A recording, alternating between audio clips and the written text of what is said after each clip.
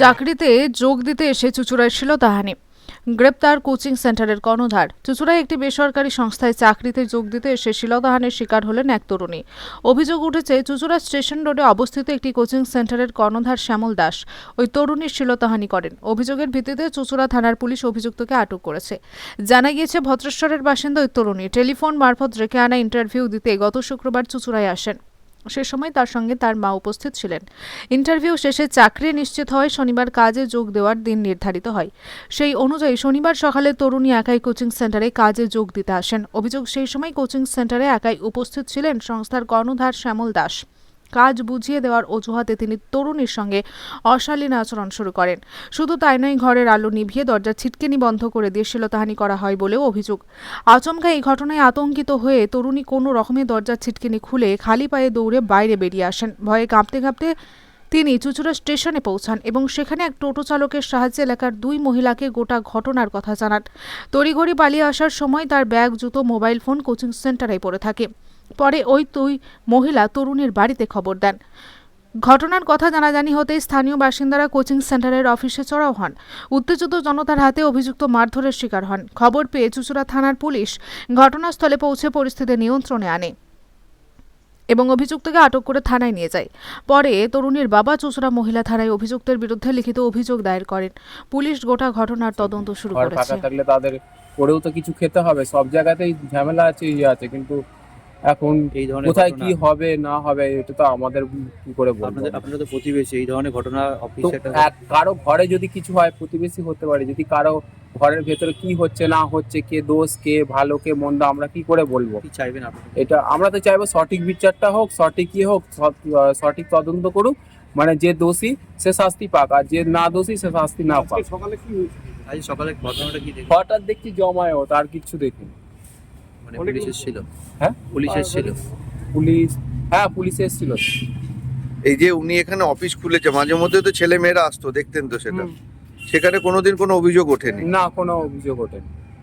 আজকে হঠাৎ দেখছেন? হ্যাঁ, আজকে হঠাৎ দেখছি জমায়েত সকাল থেকে? আর আমাদের এই গলিটা সব অফিসই, সব এইখানে এইগুলি সব এখানে সব অফিসই, চুঁচুড়া স্টেশনটা যত সব অফিস চত্বরই, এই এলাকাটা পুরো অফিস চত্বরই।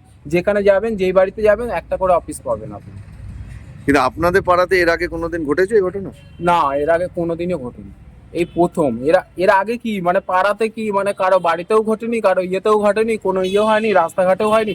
এই এলাকায় এই ধরনের মানে কোনো কিছু হয়নি, সামথিং কিছু মানে শোনাও যায়নি, কিছুই হয়নি। এই প্রথম মানে এই ধরনের কিছু মারপিট ঝামেলা তো সাধারণ হতেই থাকে, এই ধরনের কিছু হয়নি। কি নাম আপনার? রাজেশ পাশি। এলাকাবাসী? হ্যাঁ, এলাকা। রাজেশ পাশি? হ্যাঁ। এখানে তো এইরকম একটা অভিযোগ উঠলো, মানে সকালবেলা কি দেখলেন এসে? আমি কিছু দেখিনি, আমি শুনেছি জাস্ট। হ্যাঁ, আমি এখানে ব্যবসায়ী লোক। হ্যাঁ। মারধর করছে না, যখন ঘটনাটা হয় তখন তো আমি চোখে দেখিনি, যা শোনার কথা।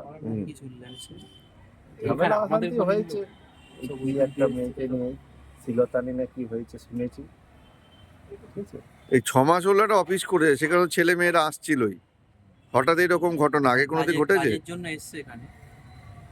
আমি পরিষ্কার জানি না দাদা, অজান্তে কি বলবো বলুন। ও বসে বসে স্টেশনে খালি পায়ে চুল এলোমেলো অবস্থায় বসে বসে রীতিমতো কান্নাকাটি করছে। তখন আমি গিয়ে বললাম কি হয়েছে বাবু? তখন বলছে যে আমার ভদ্রেশ্বরের বাড়ি, আন্টি আমাকে ভদ্রেশ্বর দিয়ে আসো, নাহলে আমার বাবাকে একটা ফোন করো।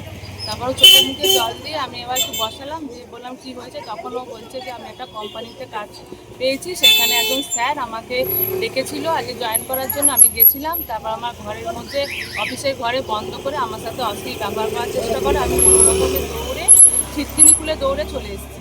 যে রাস্তার মধ্যে এসে মানে খালি পায়ে দৌড়ে দৌড়ে যাচ্ছে, কেউ হেল্প করেনি ওকে। ও এসে লাস্টে স্টেশনে এসে বসেছিল। একজন টোটো দাদা ছিল, সে খুব হেল্প করেছে, আর একজন দাদা ছিল ও নিয়ে এসেছিল ওকে।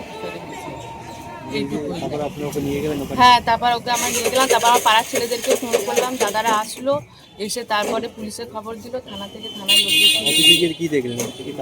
হ্যাঁ, অফিসে গিয়ে দেখলাম যে ওর সাথে খারাপ ব্যবহারটা করেছে সে নেই, তো ঘরে অফিসে পুরো তালা দেওয়া।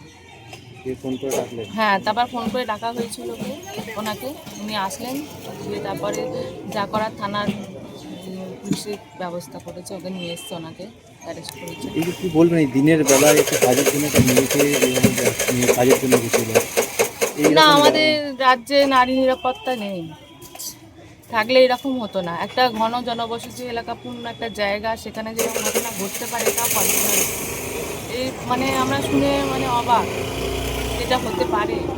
আর মেয়েটার বয়স অল্প, ও রীতিমতো থরথর করে কাঁপছে, দেখে আমাদের খুব খারাপ লেগেছিল। যে এই ধরনের ঘটনা, এই ছেলেটা কি বললো আপনারা যখন গেলেন? ছেলেটা বলছে যে না, ও মেয়েটা আমার নামে বদনাম করছে, আমি এসব কোনো কাজকর্ম করিনি। আমি তখন গিয়ে বললাম, মেয়েটা যদি ওই অল্প বয়সী মেয়েটা তোমার নামে বদনাম করে কি ওর ফায়দা আছে? মানে দিয়ে তারপরে তারপরে পাড়ার ছেলেরা এসে পুলিশে ফোন করেছিল, পুলিশ থানায়। তারপর মানে মেয়েদের পথ চলা তো মানে হ্যাঁ, মেয়েদের পথ চলা খুবই কঠিন এই রাজ্যে। এই যে প্রাইভেট যে কোম্পানি বিভিন্ন জবের জন্য এরকম বিভিন্ন জায়গায় এরকম অ্যাড দেখা যায়, সেই দিয়ে যোগাযোগ করে মেয়েরা যাচ্ছে। আমি বলবো এগুলো থেকে ভালোভাবে খোঁজ খবর নিয়ে তবে ঘরের মেয়েদের তবে পাঠান। কারণ সব সংস্থা খারাপও না, বা সব সংস্থা যে খুব ভালো সেও না। সবার মধ্যে কি আছে আমরা তো সেটা জানতে পারবো না। মানুষ মানে কাজের নাম করে যে মেয়েদের উপর অত্যাচারিত হচ্ছে ঠিক না। আপনার নামটা? আমার নাম সোমা ভৌমিক। সোমা বলেছিল আমার মায়ের কাছে, তো আমার মা ফোনটা আমাকে দিয়েছিল। তখন হচ্ছে আমাকে বলছিল যে আপনি কি জব সার্চ করছেন? আমি বলছি হ্যাঁ আমি করছি। তখন আমাকে বলেছিল যে প্রোগ্রেসিভ ম্যানেজমেন্ট একাডেমি একটা, এটা আমার কোচিং সেন্টার, এখানে রিসেপশনিস্টের জব আছে, আপনি এসে দেখা করে যেতে পারেন। তো আমি তো কালকে মার্কেট ইন্টারভিউ দিতে এসেছিলাম আমি এখানে। যখন মায়ের সঙ্গে এসেছিলাম তখন আমি তো সব কাজের ব্যাপারেই সব কিছু বোঝালো। তো আমাকে বললো যে ঠিক আছে তোমার জয়েনিং হয়েছে, তুমি কাল থেকেই চলে আসবে, কালকে 10টার মধ্যে চলে আসবে। তো আমি সেই মতো 10টা বাজতে 10 সেখানে পৌঁছে গেছিলাম। এসে দেখি তখনও তালা দেওয়া, উনি আসেনি। এলেন গেটের দরজা তালাটা করে দরজা তালা খুলে যে আমি ওপরে গেলাম ওনার সঙ্গে। আর কালকে আরেকটা দিদি এসেছিল, উনি নাকি কাজ করেন ওখানে। তো আমি স্যারকে জিজ্ঞেস করলাম যে উনি আজকে আসেনি, ওইদিনটা বলছে না, ও মাত্র মিটিং করে আছে, আমি হয়তো ওটা আসবো না, আসবো কিনা সেটা আমি জানি না। আমি বললাম, ঠিক আছে। বাড়িতে থেকে আমি চেয়ারে যখন বসেছিলাম তখন উনি আমাকে কাজের ব্যাপার নিয়ে আমি করছি। তারপর আমাকে হঠাৎ করে বললেন চলো ভেতরে ঘরে যাবো। ঘরে আমি গেলাম, গিয়ে উনি যখন ঢুকেছিলেন না প্রথমে আমার সঙ্গে তখন ঘরে লাইট জ্বালিয়ে দিয়েছিলেন, কিন্তু আবার যখন ভিতরে গেলাম হঠাৎ করে ঘরের লাইটটা অফ করে দিলেন। চেয়ারে বসে আমাকে বলেন আমার কাছে এসে আমি কাজটা হয়ে যাচ্ছি এখানে কি করতে। তারপর যখন আমি কাছে গেলাম তখন আমার অনেক বাজে বাজে কাজ করবো। আমি কোনো রকম যখন পালিয়ে গিয়েছিলাম তখন হঠাৎ করে আমার হাতটা টেনে ধরে, হাত থেকে যখন আমি পালাতে যাই সোয়েটারটা আমার টেনে ধরে, এমনভাবে টেনে হচ্ছে এখান থেকে পুরো ছিঁড়ে যাচ্ছে সোয়েটারে চলার। তাও আমি কোনো ক্রমের মতো ছাড়িয়ে হাতটা ছাড়িয়ে বাইরে যাতে ছিটকিটা খুলে তখনই মানে পায়ে আমার চটি ছিল না, ব্যাগ ট্যাগ ফোন সব ওখানে ফেলে কোনো ক্রমে মুদ্রার সাথে রাস্তায় বেরিয়ে গেছিলাম। এসব বেরিয়ে আমি তাও অনেক লোকজনকে বলেছিলাম আমাকে একটু সাহায্য করুন, বিপদে পড়েছি স্টেশনে যাবো। ওনারা আমাকে বললেন যে যাও তুমি নিজে যাও, আমি একা পারবো না, আমার কাজ আছে।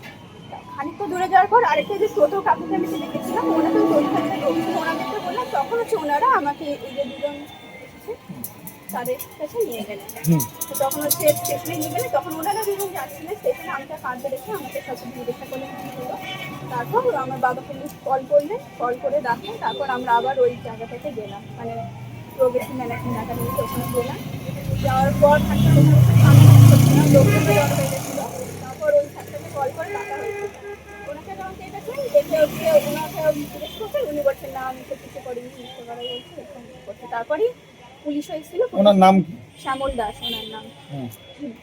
তো তারপরে পুলিশ এলো, পুলিশ এসে আমার মানে কিছু আমার বয়ান দিল, নিয়ে আমাকে বললো কৃষ্ণ মহিলা থানায় এসে আমি এখানে লিখিত অভিযোগ জানিয়েছি, আশা করবো যে এনারা কিছু ব্যবস্থা নেবেন। চাইছেন কি আপনি?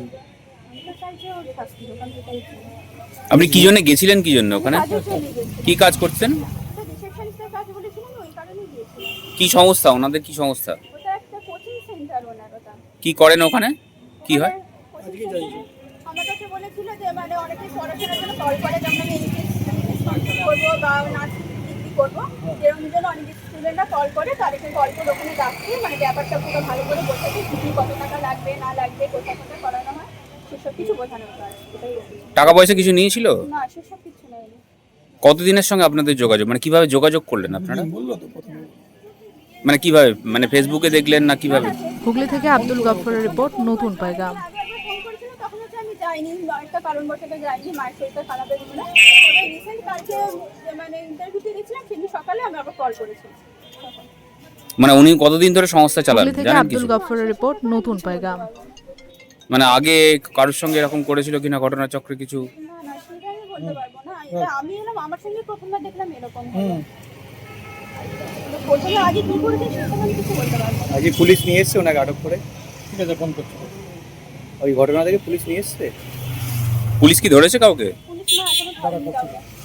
কি চাইছেন আপনারা? আমি তো চাই যে ওর শাস্তি হোক, আমি এটাই চাই। হুগলি থেকে আব্দুল গফফরের রিপোর্ট, নতুন পাইগাম।